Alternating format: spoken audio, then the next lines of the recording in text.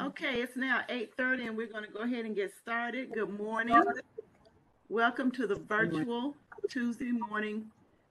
Sarah, I'm getting used to this new title too, okay? The virtual Sarah Stevenson Tuesday morning forum. We are so happy you're here. I'm Mary Johnson. I'm a facilitator along with Laura McClady, Jackie Edwards, Winston Robinson, Steve Johnston, and Saritha Sherrill. Okay, and Nathalie Elrath. Okay, our virtual forum runs from 8:30 to 9:30. However, we stay on the line until 9:45 for additional conversation if you can stay. There's no pressure to stay. We always begin with prayer with Miss Saritha Sherrill, and she's on with us. Miss Sherrill. Good morning, all. Good morning. Please bow your heads for prayer. Dear Heavenly Father, we're thankful today for witnessing another Tuesday morning. We're thankful, Father, that we are together again. We're thankful for one of our leaders and founders, Sarah Stevenson, to bless this Black history advocate and founder, Dr. Richard Wright. We're thankful to know who actually started Black History Month. Bless this day, our participants, and everyone under the sound of my voice, Father. Bless this country. Bless our state, bless our county, bless our city, bless our communities. In your Son, Jesus' name, I pray always. Let us say together, amen.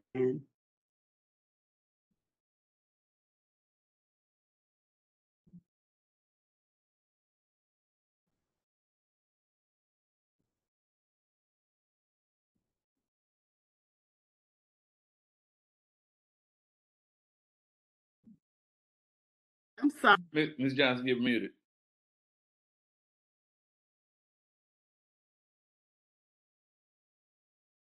I believe you're muted. You're still muted. We'll get her on. Thank you. Okay, am I?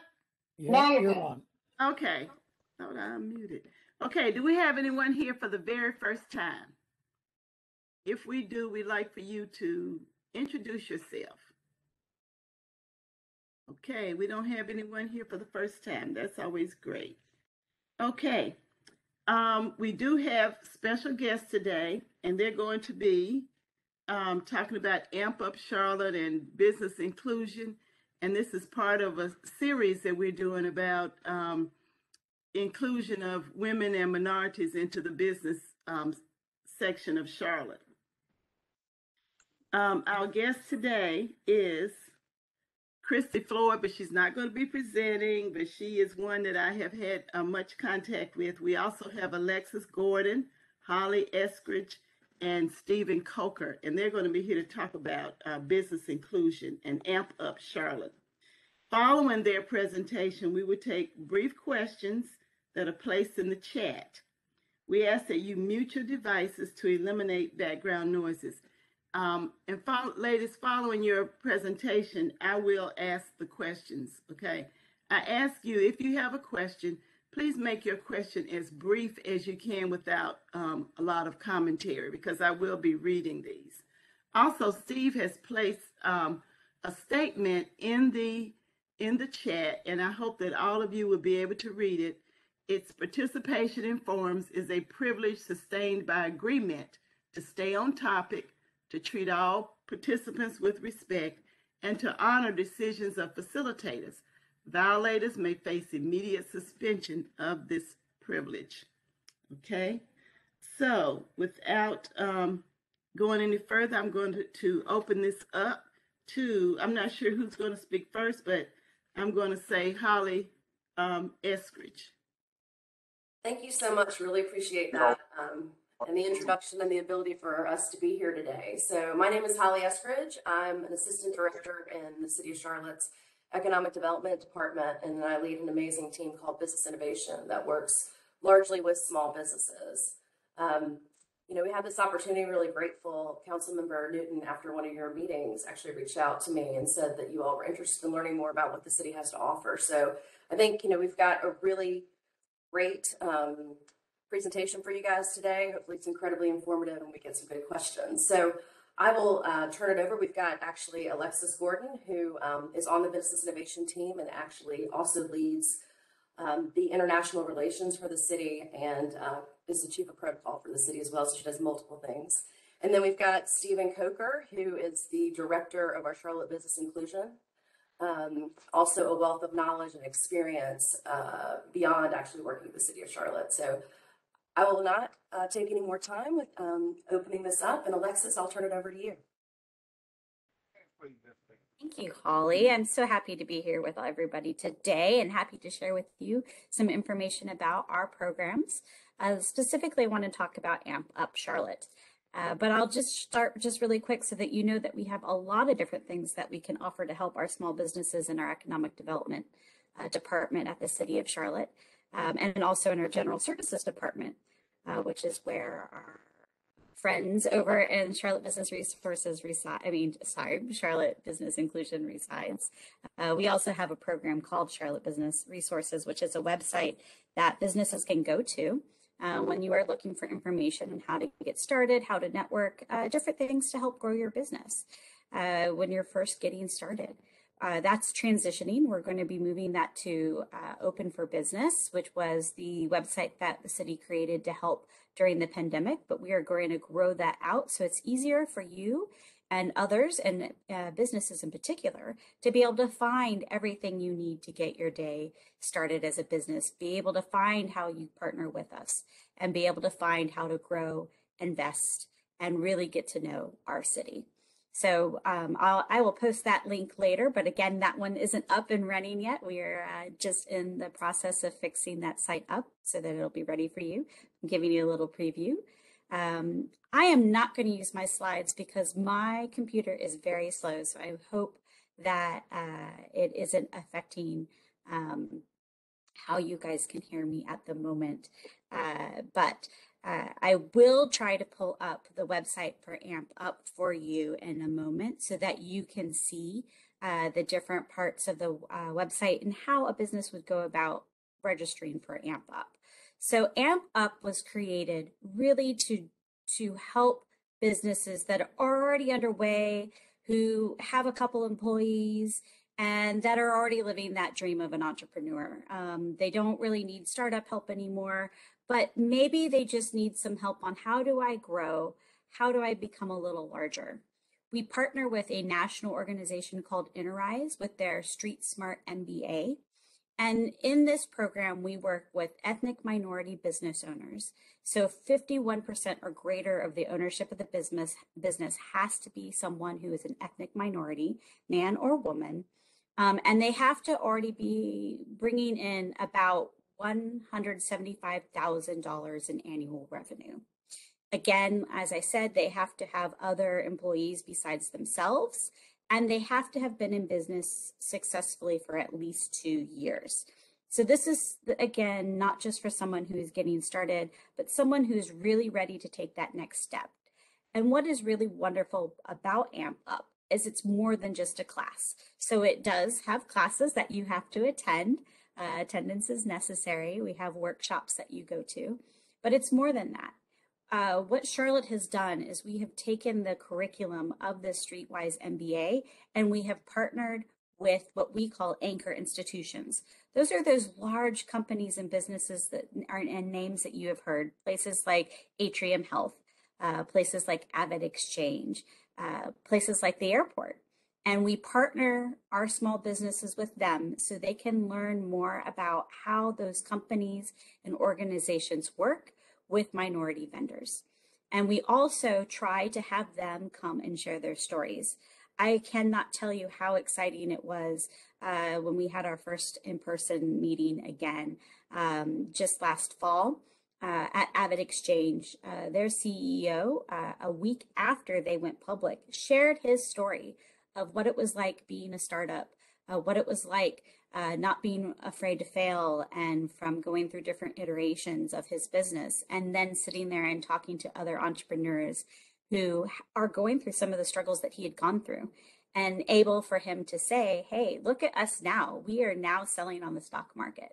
How amazing is that to go from a Charlotte small business to a unicorn in the tech industry to selling on the stock market?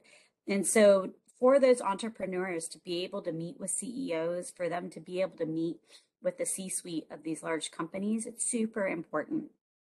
And we also found that not only is it important for them to get those influence of those successful companies that are large, but also for them to be able to network with each other.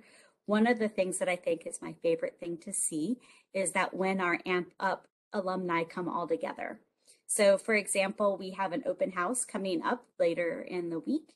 And during that open house, anyone in the community can come and learn about the program and talk to small businesses who have been a part of the program, our graduates, and also get to meet this year's partner. So this year we're partnering with one of the banks. I'm going to not spoil that in case any of you do decide to come to find out who that is. But we are partnering with one of the banks in town this year. And during that open house, you not only get to learn about what the experiences were and what the expectations are being set by the anchor company, but you also get to meet a lot of our alumni and see what a wonderful group they are and how they always come together.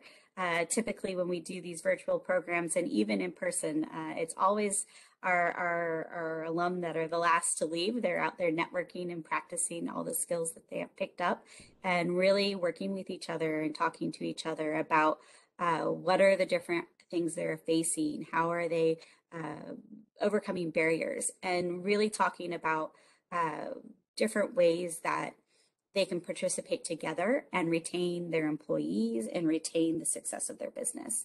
And so that's just kind of in a nutshell, AMP Up, which is such a wonderful program that we have to bring you from the city of Charlotte. And again, the new class is getting ready. So I am going to post in the chat the link to the website so that if you know any small businesses that would like to become part of AMP Up, that they can apply to be part of our next cohort. I'm going to turn off my video just so that it's easier for me to hear if you guys have questions. Thanks, Alexis, for that. Really appreciate it. One thing that I did think about as well when Alexis was talking, and this actually happened after we talked to Ms. Johnson about joining you guys. So our city council did an amazing thing, and they approved some of the, it's called ARPA, that's the newest stimulus bill that came out. And so they did approve some funding for our small business community that's going to be through 2 programs. I'll be sure to send the information to Ms. Johnson as these programs are launched, but I'll tell you a little bit about them really quick. The first one is our Small Business Partner Program. That program actually will provide grant funding. It will be a competitive application process for nonprofits, government, and academic institutions that work with small businesses and provide some kind of support. So it's pretty open-ended on what you can apply for the money to do. It's just you have to do something that helps our small businesses continue to thrive after, post-pandemic. The second program will be the Small Business Innovation Grants, and this is a program that we did do one round of with the original stimulus money. I'm not sure if you all are familiar, but we put it, Alexis mentioned Open for Business. We did about $50 million worth of grants originally with that funding for our small business community. And that program will actually be for small businesses to apply for grants that do something that helps you in your changes, whatever you're doing to pivot and change and operate sort of in this new kind of world that we're living in. So we're working on all the guidelines for that right now. That'll be a partnership with Center City Partners. But again, I will send the information to Ms. Johnson when we get those programs up and running. So, all right, just adding that information in. And Stephen, I will turn it over to you.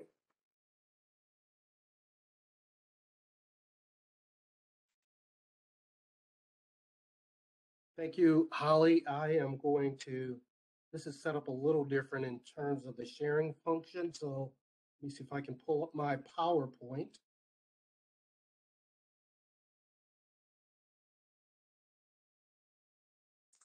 You should have presentation rights, Mr. Coker.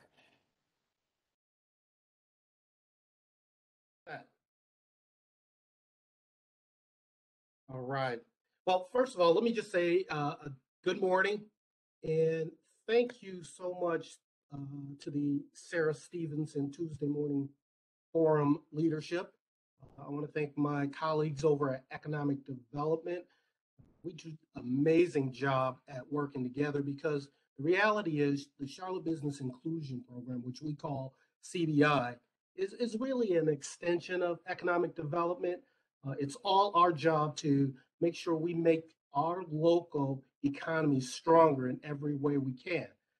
We serve many of the same constituents, and the ones I'll talk about are the ones that are minority, women, and small businesses. Okay. Who is the Charlotte Business Inclusion Program? First, I think it warrants me talking about what our mission is. The CBI program strives to promote diversity, equity, and inclusion in the city's contracting and procurement process for, again, certified minority, women, and small businesses located in Charlotte. Our vision is to become a national model for diversity, equity, and inclusion in municipal contracting. When I came here a short 18 months ago, the city manager said that, it's our goal to be a national model. And so everything that we've done, everything that we think about is becoming a national model. And so what does that really mean? It means becoming a best-in-class program with the highest level of inclusion of minority, women, and small businesses.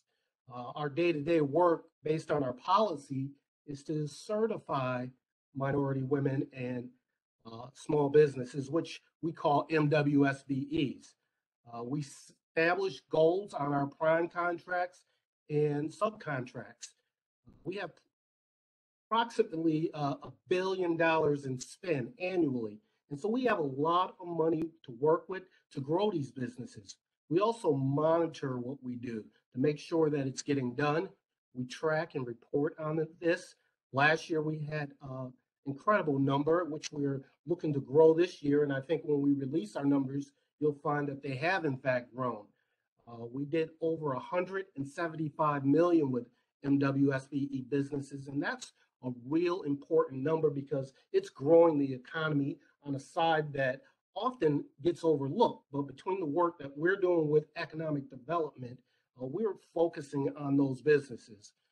Again, our goal is year in and year out is to increase opportunities for our MWSBE businesses and to conduct education and outreach initiatives like this. Now, I'm not sure how many people are here businesses. If you are, I am specifically talking to you. I want to build this relationship. At the end of the slide, I'll leave my contact information. And if you're not a business, hopefully you'll be an advocate for the CBI program. Oftentimes we get the question, what type of resources outside of the actual business opportunities do you have? Well, we have free monthly workshops for our small business community. We have partnerships with Central Piedmont Community College as far as educating these businesses on best practices and how to grow their companies. We have professional association sponsorship. And what that is say, for instance, you're a business and you want to join the Chamber of Commerce or you want to join the Minority Contractors Association. We will help you pay for that membership because we know how vital relationships are. And oftentimes those businesses or organizations are tied to economic development issues within the city, but also throughout the city with organizations like Atrium and some of the larger financial institutions. We also have QuickBooks reimbursement program. That's something new that we just started. Financial management is absolutely critical. And we say to you, if you want to get these tools, reach out to us and we can tie you into them. In addition, we list your business on the MWSBE business directory.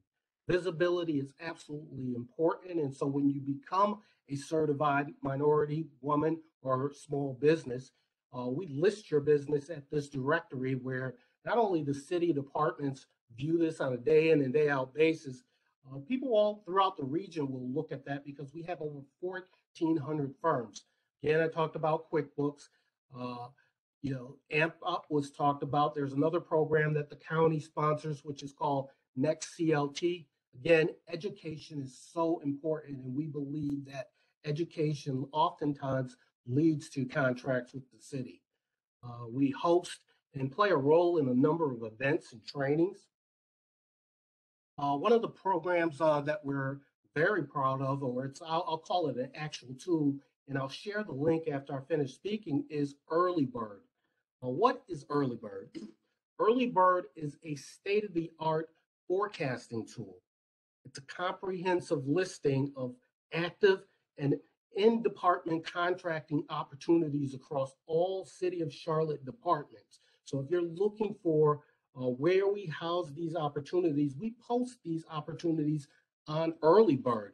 And you'll see that we'll focus on projects sometimes 18 months out, so that if you are really looking to prepare to get ready for a potential opportunity, maybe you want a joint venture, maybe you want to make sure you have the right insurance, you can actually understand what the requirements are by visiting Early Bird. Again, here is the link, but I'll share this link in the chat because I think it's a good tool to go in and really understand how to find the opportunities with the city.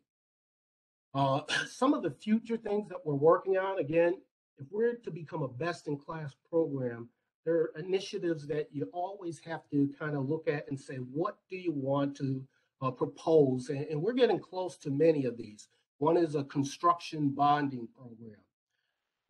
There's a number that, depending on what the project is, some contractors can't get on that project unless they're able to bond. And so we are creating a program where those companies will be able to go through another educational program that could lead to potentially receiving bonding and growing their capacity. Also, capital access program. The number one issue when we poll our contractors is what kind of support they need. They need money. They need to be able to borrow money to grow their companies. And we are looking to build this program, and we feel like we're getting very close to all of these. Vendor visibility program, think LinkedIn. We will post our companies on the site. It's a portal that allows our buyers, our departments, to understand who's out there, what their capacity is, and really showcase them in a real and visible way. And then there will be CBI University, and that's tying all this great education that's out there, making it really centralized. And the design, the objective is to have them go through this educational program and have a contract waiting at the end. And then there's an event that so many of my colleagues and I are in this area are participating in. We're actually hosting something called the ACC NTI MWBE Vendor Fair. Mouthful, right? Well, what this is we're the ACC is the American Contract Compliance Association, a national organization. Next summer, August 24th, for a week, they'll be here in Charlotte from all over the country. We'll get up to 800 people who hold positions like mine, and it'll give an opportunity for our MWSBE vendors to network with these individuals from all over. Perhaps they want to build their business in Raleigh or Greensboro or Atlanta or in all throughout the country. Well, there'll be individuals from all those places here, so we're really excited about that. Again, CBI is only as strong as our outreach and the companies that we grow and companies that participate on our projects. We have a number of resources for those who don't participate via contract. There's so many resources, and I look forward to getting to know all of you. Again, I'll leave all of my contact information, and I really look forward to building a long and lasting relationship. And there's my contact information, but again, email here. If you want a copy of this PowerPoint slide, I would say just reach out to me and I'll share that with you. Turning back to you, Holly. Okay, thanks. So we've actually, Ms. Johnson, we'll turn it back over to you. That concludes our presentation. Okay, thanks for that great presentation. And thank you, Mr. Coker. That was great. Okay, I'm looking at the chat and I don't see many questions over here, but I do see when and where is the Amp Up open house. So the open house is on February 24th. It will be at 10 a.m. And it is virtual this year. There will be a second one in March, and I am not remembering what time that one is. So let me look up that one, and I will also drop that in the chat. I did drop the sign up for the 24th Amp Up open house in the chat, that link for you. We use a platform called Remo. That allows for open networking. That's a little different than Zoom or WebEx, but it's similar in that you do have a video and all sorts of chat opportunities. So please do share that link, and I will find the March one for you and drop that in there too. Okay. How long has this program, both of your programs, been in existence in Charlotte? I can speak to CBI and the Amp Up Charlotte. Yeah, Amp Up. Actually, Amp Up was a really interesting program. How it started, there was an opportunity for us to do something with living cities, and it was actually almost like an incubator for local government. And so we're going to take a problem to this incubator and then figure out a solution. And actually, Amp Up's one of those solutions. I think Early Bird was another one that came out of that. But it was a really cool program. We actually went through the entrepreneurial journey as a local government. That program has been around for 4 years, I think. So it's Alexis may have said this, but it's actually 6 months that you are engaged in this class. I mean, you meet every other week in person, and then on the weeks you're not in person, well, video or in person, but as a class. And the weeks you're not meeting with your class, you meet with a small group. It's intensive, but at the end you come up with a growth plan. And one of the companies that we like to say, for example, that a lot of people do know of that has used their growth plan and had major success are the Colliers with that own Leah and Louise. So they used their growth plan that they created in Amp Up to move the yoke from Rock Hill to Charlotte. And then they also used it to open up Leah and Louise, and they've done some other things with it as well. So it really does work. And so we're now starting our 5th cohort.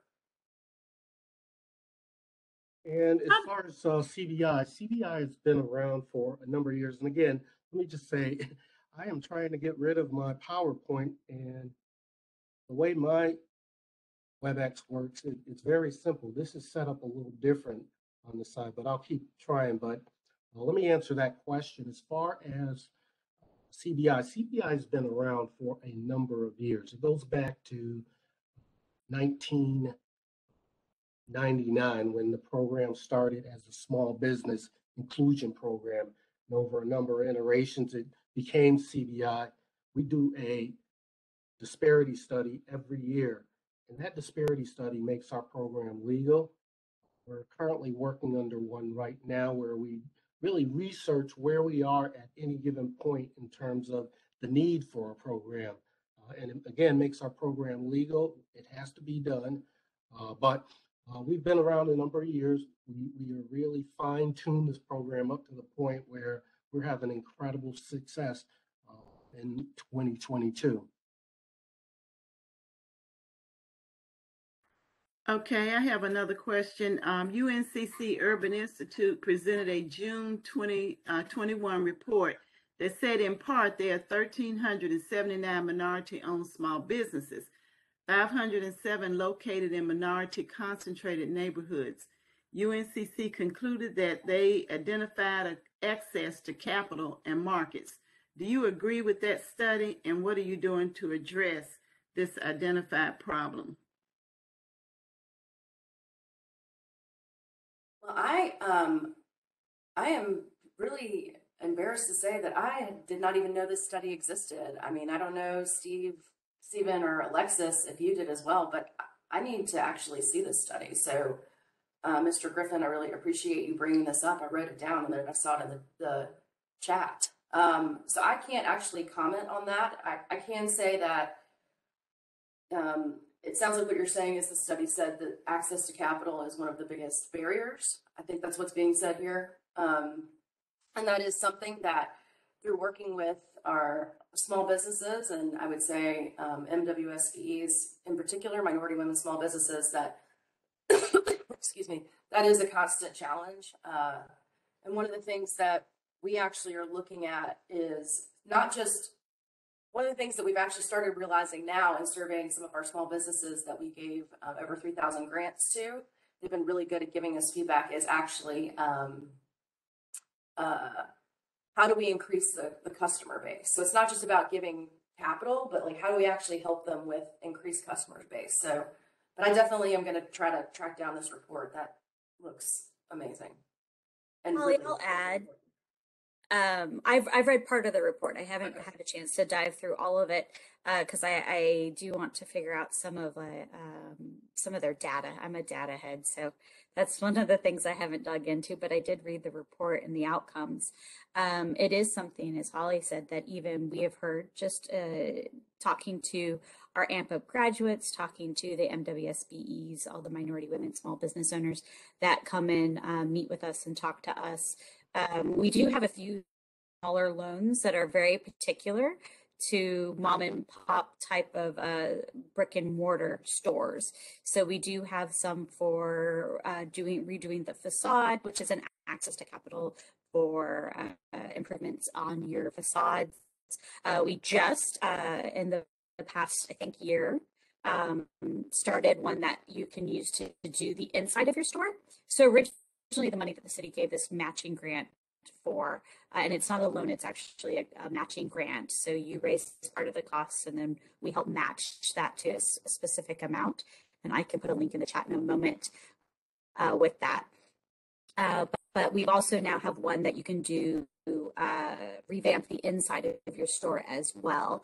Those are very, very specific, mainly because much like the study said that how they're concentrated in minority neighborhoods, we also concentrate that program only in our corridors, which tend to be minority neighborhoods as well.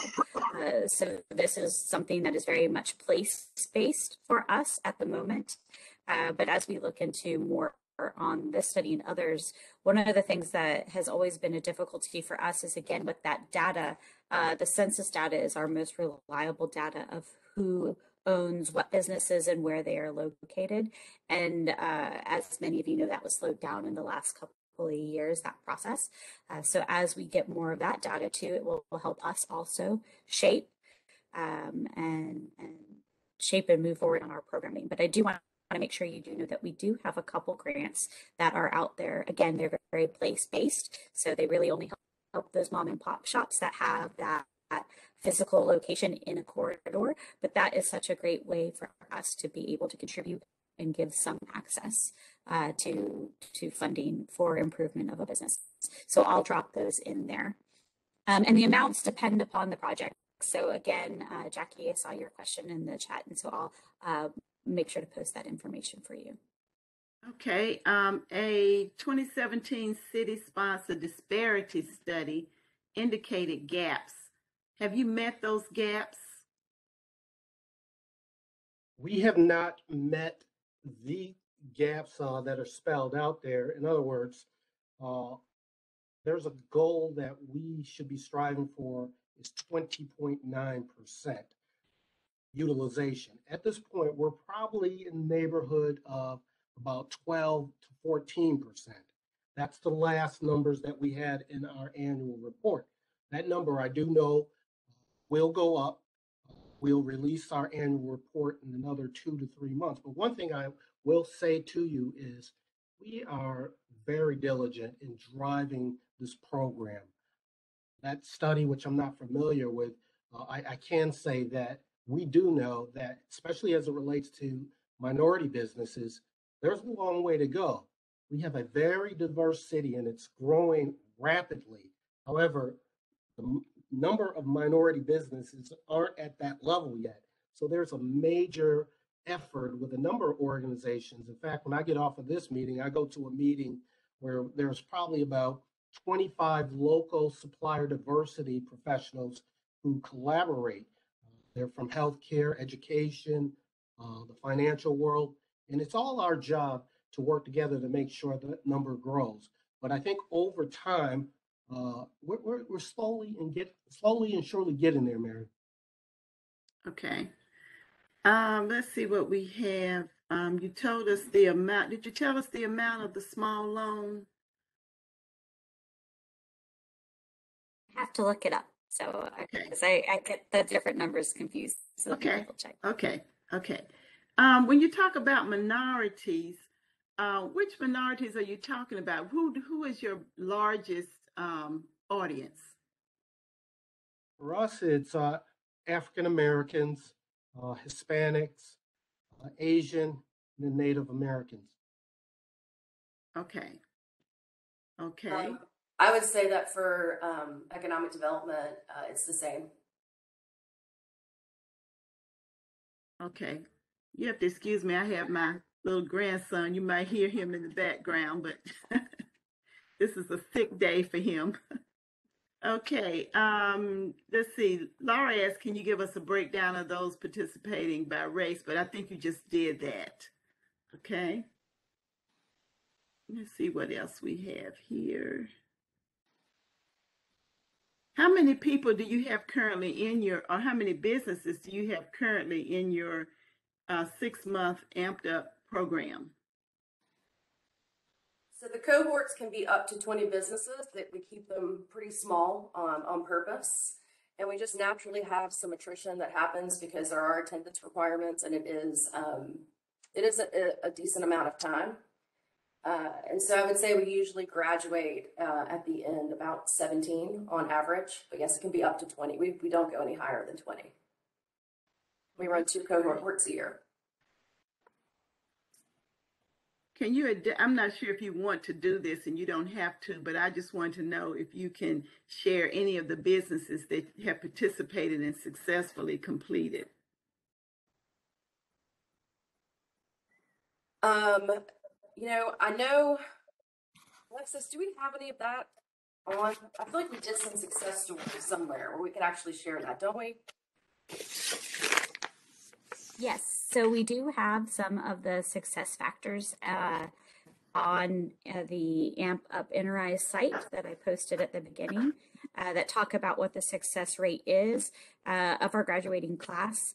And I can not remember the percentages, but I will say that there are some pretty high numbers. We have seen folks grow and land amazing contracts. Someone from our 3rd cohort ended up landing a really wonderful contract with Atrium Health. And so it's really a lot of the times the new contracts that they're landing and the new income that they're bringing in and the growth they're bringing in can be directly related to these projects. That they're meeting the anchors and also their fellow small business owners. I've also seen a lot of collaboration. So someone who does event spacing, working with somebody who does accounting. It's been very interesting to see how that network adds to their net worth. What are some of your, you mentioned Atrium Health as one of the companies that is given a contract to one of your clients. What are some of the other large companies that have given contracts? So we don't, that's if a business wants to tell us. We don't actually, that's their private information, so we're very sensitive to not get too much into the weeds. But what we can tell you is that Alexis had talked about these anchor institutions that we have, that we partner with for each cohort. And so what I can tell you is that those anchor institutions, so it's been the NBA for the All-Star game, the Charlotte Douglas Airport, oh my gosh, I'm like Atrium, and then Avid Exchange. And so contracts, I know, I'm not sure about Avid Exchange. I haven't heard about that one, but I know all the businesses, some that aren't even in the cohort. Like, in other words, Atrium has worked with someone who was in like a different cohort. You know what I'm saying? Somebody who worked with the Avid Exchange cohort. So I know there has been great success with at least 3 of those anchors. Okay. What is a significant amount such as the Atrium contract? So there's one business owner who I think they originally got $500,000 contract with Atrium, and then now I don't again like to share people's business, but I would say it's gotten upwards of the millions now because developing the relationship. It's a huge wealth building opportunity for him, his company, and his employees. So as Holly said, we don't ask them to share all the details with us, mainly just because of that intellectual property and different contracting that we have and privacy rules that we have. But we do ask them overall year to year. And for several years, I believe it's 3, Holly, you can correct me if I'm wrong, but I believe it's 3 years that we do track their growth. Right now, based on the last assessment on the first 4 cohorts, the over 55% of the alumni businesses have increased or maintained their annual revenues, and the average growth they're seeing is about 13% annual growth since joining AMP Up. 71% of them reported being more profitable, and there have been over $327 million in government contracting awards. And that's not just the city government, that's any of their government contracting awards to alumni businesses. And that's not just one business, but that's the aggregate of all the businesses involved. And 60% of them say that they've been able to stay connected with either each other or with the anchor institutions. So that gives just a little bit of an overview of the success rates of our AMP Up classes. And again, we aggregate it all together over those years. Okay, I want to ask this also. Can you tell us the type of companies, what type of businesses they're in?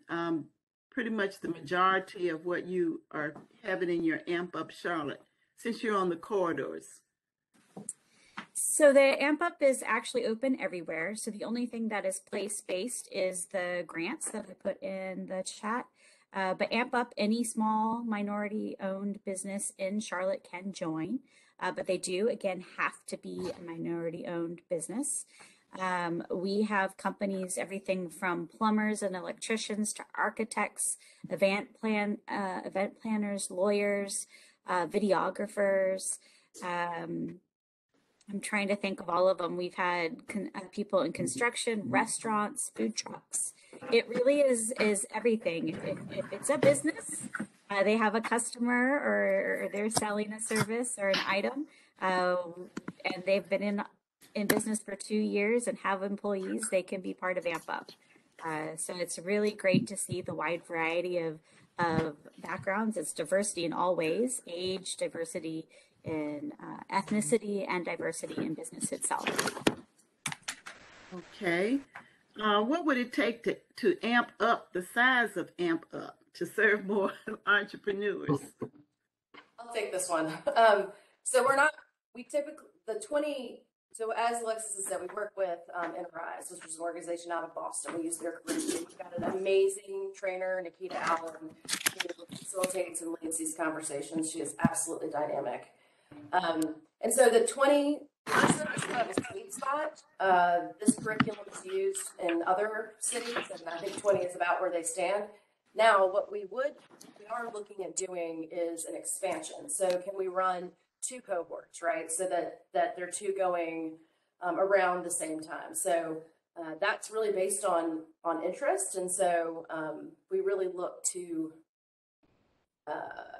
our small business community, and if the demand is there within the community, if our classes just fill up and we need to put another one in. But yes, that is something that we've talked about, and we're very much open to it. Okay, do your businesses, do they need to have employees? Because I know some of the stimulus money and all of that was given to businesses, they had to actually have employees or hire people just to increase wealth even in the neighborhood of the area. So you do have to have at least one other employee outside of yourself, outside of the business owner. So the AMP Up does require one employee. And the main reason for that, again, is this is for businesses that are really looking for that next step in growth. So that they're also thinking along the lines of job creation as their company grows. They want to be able to employ more people. So we want them to have experience with having at least one employee when they enter the program. Okay. It can be a contract employee, though. I feel like that's important to say. It doesn't have to be someone that's like on your payroll. It can be a contract employee. Okay. Do you also help the participants with things like having benefits for their employees? Do you get into that? Sure. Yeah. There's all kinds. It covers pretty much. So the whole point of it is, I'm so glad you asked that question, is to grow your business. And listen, anybody who is on this call who has a business and has grown it, or knows somebody who has a business is growing it, that can be one of the most painful things and actually can be very disruptive. So you are correct. I mean, they will cover everything. And what's cool about the program too is we actually bring in experts in different areas. And so that's one of them that we'll bring in to actually dive in and really try to give some knowledge and data. But that actually can be part of the growth plan itself that you're developing during the 6 months, and you'll have at the end of the program. It's a great question. I'll just add to that Holly, like Holly said, they bring in experts. And so a lot of the times what we have seen with our small businesses is, so for example, someone asked about access to capital and access to markets. We also have CPAs that come in. I know one of the classes looks at that with experts so that they are bank ready, so that they are ready to go out for larger loans and ready to go out and seek more investment in their own companies as well. And so that partnership with experts, as Holly mentioned, is such an important part of this program. Okay. What is the percentage of African American business participation on city county procurement and contracting? Well, I can't speak to the county. They're a separate entity. But on city contracting, based on our last disparity study, we had 5% MBE utilization. But, we have 3 designations, of course. There's women and small as well. But as I had mentioned before, minority contractors, it's based on the availability of contractors that we have in our database. So we are always urging new contractors to register with us so that we have more to choose from. And that's vitally important what we do. And I'll just say to you, if you know companies, please refer them to me because we want to get them certified. Okay. Do you have a public listing of minority businesses, and can the employee be a part-time admin person? We do have a listing. Again, our directory has over 1,400 firms listed there, made up of minority, women, and small businesses. A business, really, you could have a business and only work 1 hour if you. Thanks for using WebEx. Is what you sell.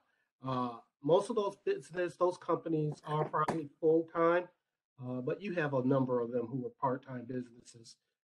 And it all depends on what you do and at what stage your business is at. And for AMP Up, yes, the person can be part-time if you're coming to, if that question's to AMP Up. Yes, what I was thinking is that some people still have their full-time jobs and they're trying to get their business off the ground while they still have their paycheck, I should say. Okay. Once you get the utilization numbers and you see the small number of participants, what methods do you employ to make corrections to the low utilization numbers? For us, we are thinking the future of the program relative to what can we do different. Again, I talked about a bonding program. The largest amount of money spent with our certified firms is in construction. So bonding is definitely an important part of what we do to make sure that we grow those numbers. Also, capital access.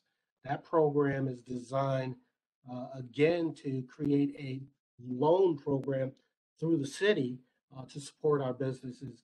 And then some of the more innovative things that we believe will help grow our 1,400 businesses or allow them to participate in the contracting opportunities is the CBI University. And again, that's tying all of the education together so that when they go through this university, based on assessing them where they are at any point in time, once they fill in those gaps, there's a contract waiting at the end for them.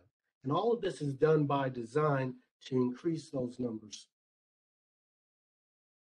Okay, I see that you have placed the CBI vendor list in the chat for those who like to see that. I have a question. Is the site minoritybiz.com? Do you know about that particular site? Okay, that was a question. That's not us. Okay. I will add that the CBI vendor list, these are vendors that do business with the city of Charlotte or can. So it's not going to be necessarily someone like that owns a hair salon, as that we can't find taxpayer dollars on getting my hair done as much as I wish I could. Support, I have to use my own money to support our small business owners that way. But you can find people who do landscaping. So for example, I send my friends to that list all the time. I had a friend who asked me who I use as a landscaper, and I live in a condo, so I don't have one, but I said, hey, check out our vendor list and find a minority business owner who can help do your landscaping. So even though it is mainly those that are businesses that are more focused on kinds of operations that the city can buy, there are things like caterers, landscapers, graphic designers, accountants, and other people that we can contract with that are in that vendor list. Okay, I'm so happy that you made that clarification, because there are a number of hair salons and nail shops and things like that along those corridors, and I didn't know if they were included in what you're doing. But I can understand what you're saying. Okay, let's see if I have anything else. I don't see any other questions here. I think we have pretty much covered it. And some things that we know that it's a 6-month program, and we know that you have to have been in business for at least 2 years, and you have to have at least 100,000 in revenue. Is it 100? 175,000 in revenue for AMP Up. Okay.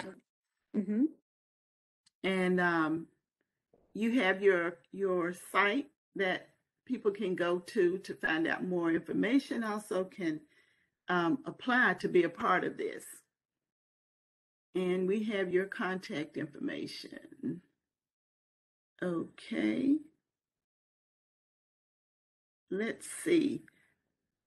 That is all. Do you all have any closing remarks, that you'd like to make before we move into our 9:30? I am. Is that Ken Kuntz? Hey, yeah. Okay, Ken, did you have a question? Since you're driving, I'll let you say it.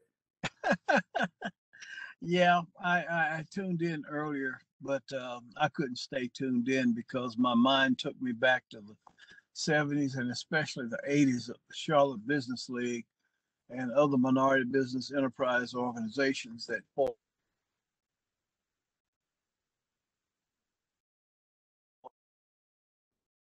What is disheartening is the fact that we've had all of these district representations and minority representations and all of these things, and here we are 40 years later, 50 if you go back even more so, and we're still have the need for an organization and the efforts that they're doing like you were discussing today.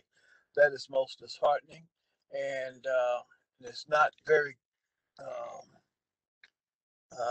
shall I say, I don't see much optimism because we went steadily backwards, and we've had all these people who represent us, but let things go down the tubes as they have. It's very disheartening. So, best wishes for those who are trying to reinvent the wheel, but it's a square wheel.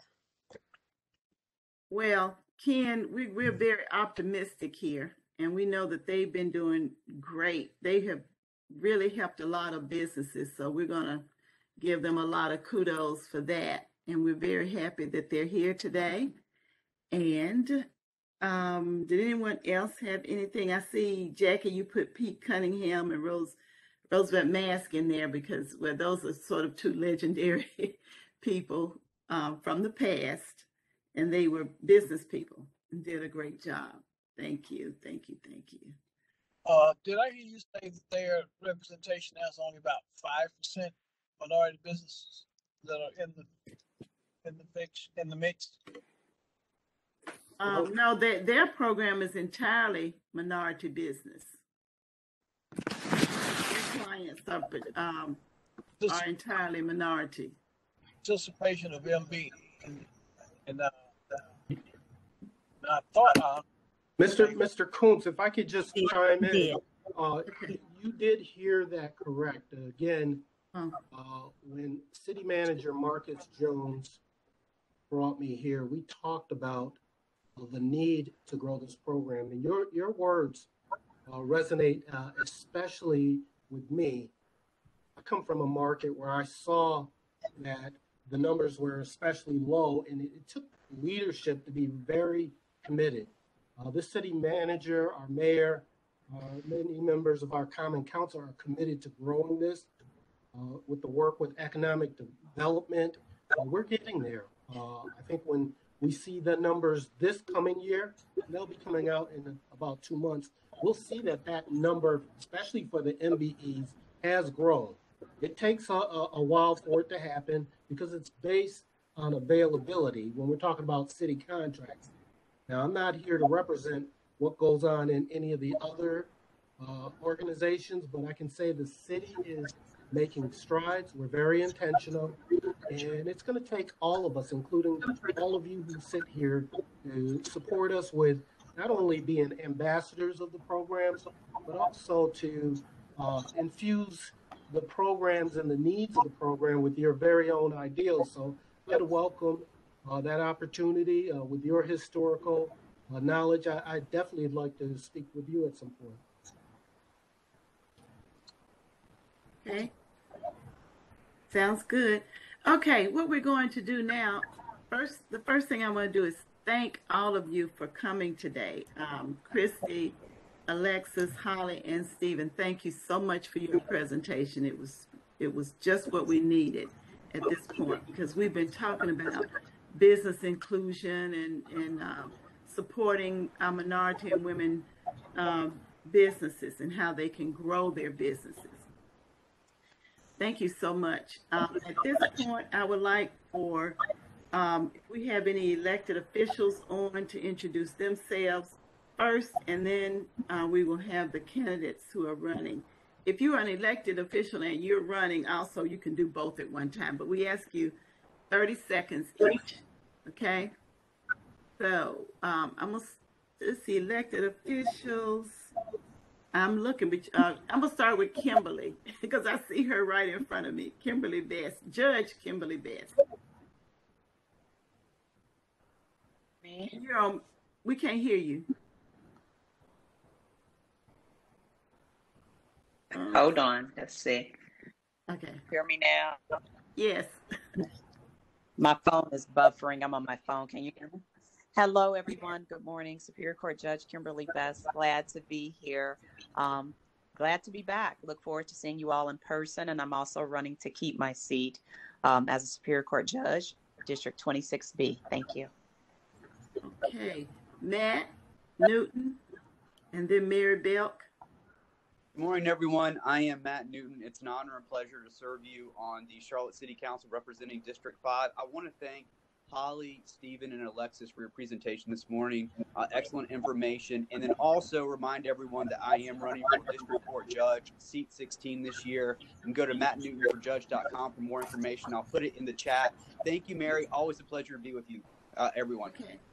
And I do want to give a shout out to Matt because he made all of this happen today. He, after we talked about that at the Tuesday forum, he immediately got on it, contacted me, contacted them, and introduced us to each other. So thank you so much, Matt. Okay, I have Mary Belk and then Thelma Byers-Bailey.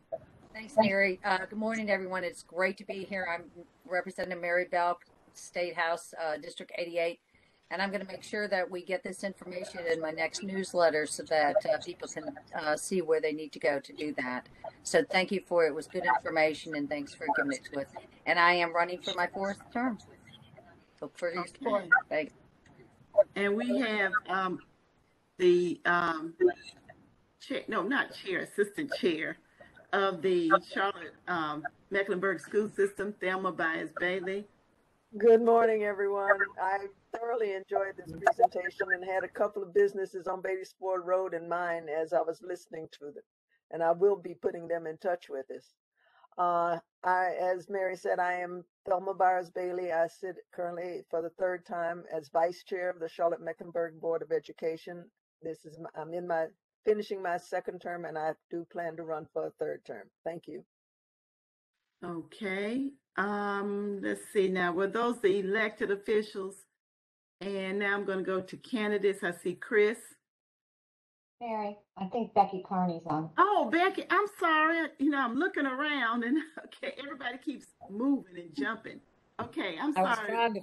I was trying to find that hand to raise, Mary, but okay, you got it. I would have spoken up.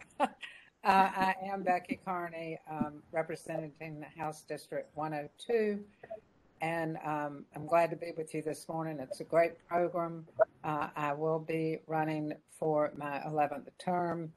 And Mary, I can add a little thing in here about the program this morning, interjecting that the governor just announced yesterday phase 2 of the state's, the NCDOT's business recovery grant program.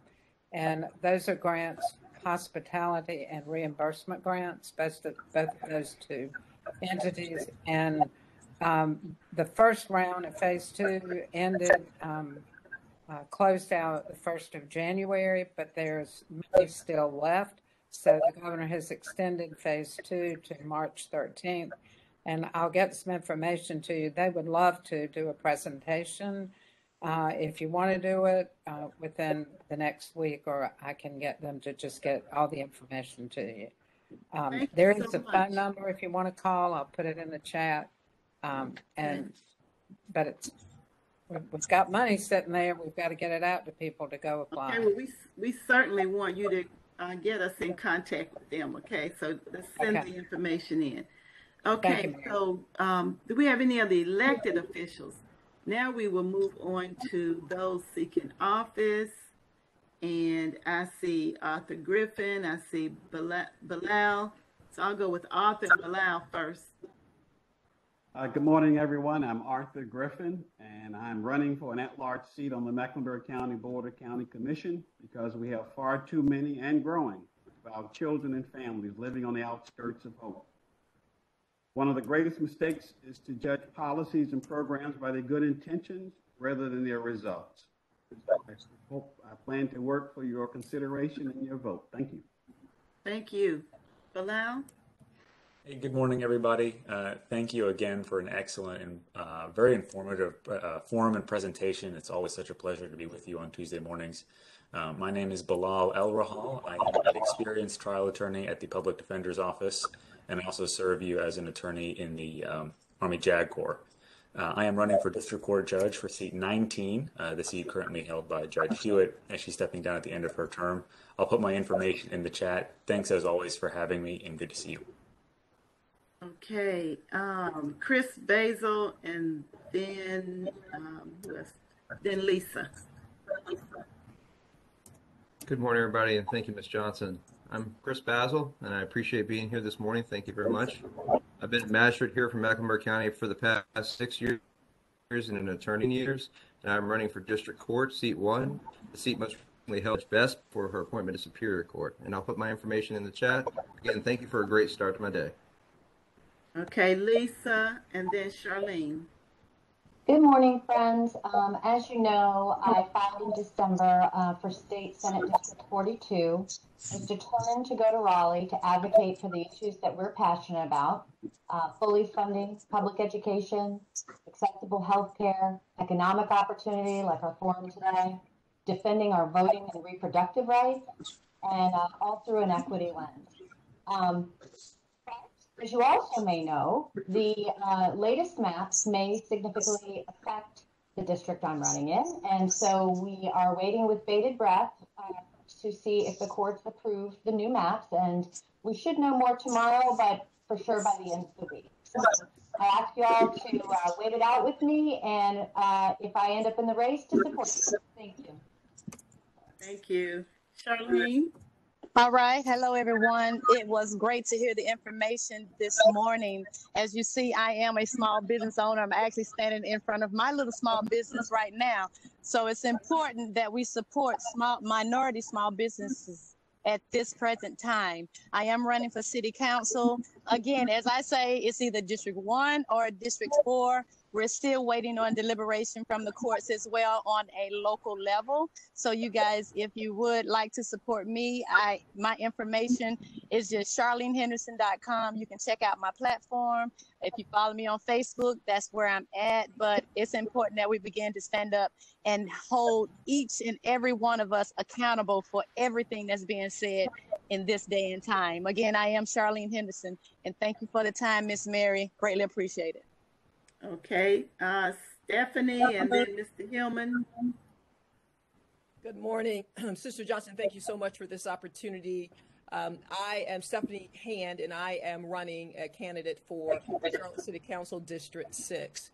I'm also a part of the CBI Advisory Committee, and so this presentation today really means a lot to not only me personally, because I'm an advocate for small business specifically and particularly ethnic minority and women. So there is much work to be done, We've come a mighty long way. We're not where we need to be. But I think that as I get the opportunity to sit in the seat, I will definitely be an advocate for our communities and small businesses. Thank you again for the opportunity. Okay, Mr. Hillman, and then Trevor Fuller. And you're on mute, Mr. Hillman. You're on mute.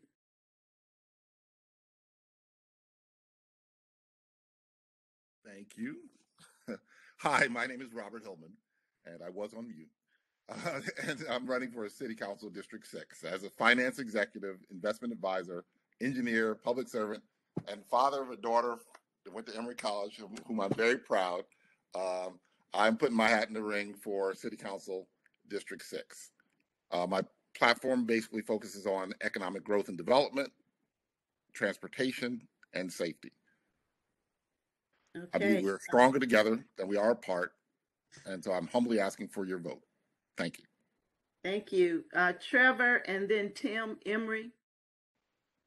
All right. Well, good morning, Forum. Always good to be here. My name is Trevor Fuller. I'm honored and privileged to have served you as a county commissioner at large for 4 terms and as chairman of the Mecklenburg County Commission. And am now a candidate for what was North Carolina Senate District 42. The current maps have District 42 in another geographic place. So we will know in the next week or so, after the courts decide these district lines, whether I will still be a candidate for the North Carolina State Senate. But stay tuned. This is really important things that are happening, affecting our ability to vote. And so we got to make sure we stay engaged. I appreciate your support in the past, and thank you for having me this morning. Okay, we have Tim and then Yvette Townsend Ingram. So Tim. Thank you, Ms. Johnson. Good morning, everyone. My apologies. I am driving to the American County Courthouse. I am Tim Emery, a criminal defense attorney who is running for district attorney, focused on holding police accountable when they break the law, ending the mass incarceration policies of the district attorney's office, promoting racial and restorative justice, and a commitment to never seeking the death penalty. Thank you for having me. Thank you. Okay, I think I have covered everyone. If I've missed anyone, please raise your hand or shout out or do something. Hey, Miss to let Mary, me I'm know. here. Oh, there's Yvette. I'm sorry. I thought you dropped. Okay, go ahead. I'm here. You know, I love Tuesday Morning Forum. I think that it is one of the most useful tools that anyone can have in their toolbox. But good morning, everyone. Thank you so much for the presentation. I want to rise to give support to Lawana Mayfield. She is seeking an at-large seat on the Charlotte City Council. She is a former City Council person representing District 3, and I want to support her. And she represented District 3, I think, for 8 years. I went to an event that she had this past weekend, and I can tell you she is one of the most knowledgeable persons I know. Even though she's not serving now, I often reach out to her when I have an issue that involves the city and I need some insight as to how to proceed. So her website is in the chat. Please consider making a donation to her, reach out to her, tell her what your needs are, and she will definitely listen. Thank you so much.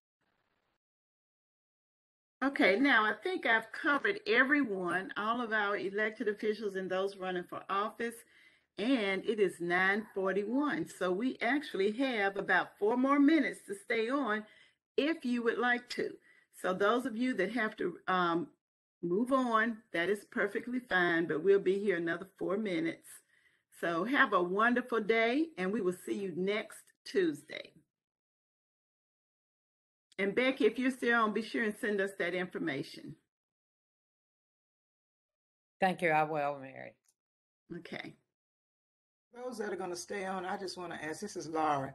I just like to ask if someone would just share some successes they've had with some of these programs that they have shared with us this morning with the city.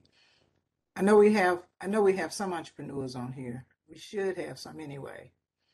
If you have been able to tap into some of these programs. Anyone?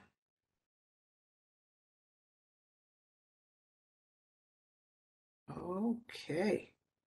Well, we've got to get some of these business. Pardon me? I said I saw Vivian's talking, but she was mute. Vivian, are you muted? Laura, I would love to add to your question. Do you know anybody who has been successful with any of these?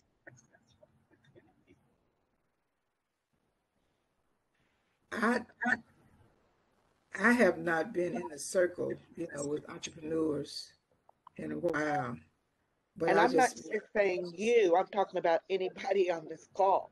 Yeah, that's what I was thinking about too. I just wanted to, I would think that they would, this was a good one for them to get some good information for. So, but to know some successes, and that's what we are trying to reach out to business owners to get them involved so they can get this information, this excellent information that was shared this morning. So they're making that extra money. They're what now? They may be making that extra money. Okay. Erica's your hand raised. I can't hear you. I can't hear Erica. Can you hear me now? Yes. Yeah. Okay. I missed the first part. I came on a little late, so I didn't hear from all of the programs. But last summer, I had an opportunity to participate in a program through one of the local community colleges. LaPonda Span taught it. It was a boot camp for individuals who wanted to become minority certified vendors, whether through HUB or many of the other state, local, and federal minority and women-owned business certifications. And it was a really good program. walking you from A to Z in terms of what you needed to do for paperwork, what you needed to do in terms of preparing your business, a business plan, who you needed to connect with for questions and the submission timelines. I can get her information to find out when that's going to occur again. It was a free program. I think the boot camp met three separate days. And then you also had a kind of like a coaching session. And that particular community college that was hosting it also had other additional courses that people could take for free who were minority owned businesses, so, around taxes, around accounting, things of that nature. And I thought that was very, very helpful because a lot of times people don't tell you that information, how to do it effectively, what to do, what it looks like when you fail, all of the important pieces. So I can't necessarily speak to those who were there, but I found that program very helpful. Thank you, Erica. And can you send that to Steve if you find out, once you find out, so he can post it on our website or in our. Also added the charlottebusinessresources.com link in the partner section and the event section. You can often find a lot of free courses. I don't know if LeBronda's is on that one. I know that Central Piedmont has all their free stuff posted on Charlotte Business Resources. So that's a quick link for you guys. Thank you. Since we're in the free flow moment of the program, I'd love to leave this earth seeing a small business move from a few $100,000 to $100 million corporation that becomes a model in terms of being able to hire and let our youngsters see businesses work. H.R. Russell in Atlanta moved from a small business to a multinational business. We can do the same thing here in Mecklenburg County.